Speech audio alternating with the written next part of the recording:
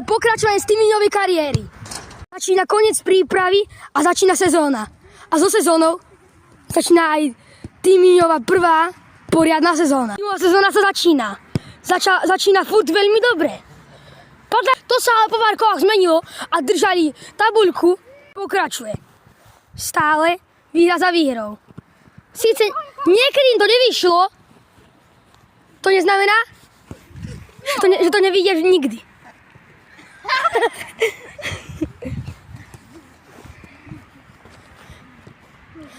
Ale boli aj niekedy temné chvíle.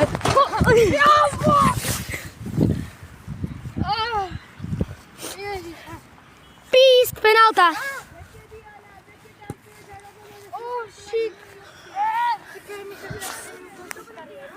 Góly padali, jedna radosť.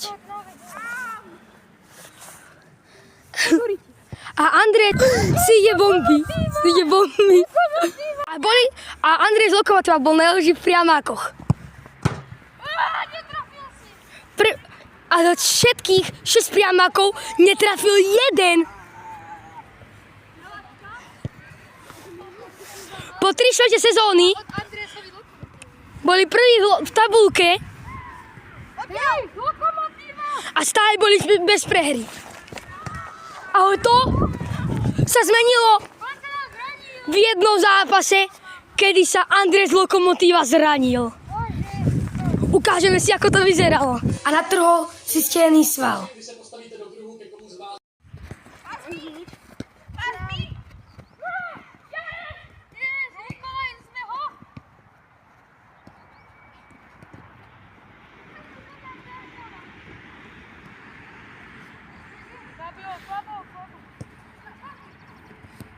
Ideme do protiútoku!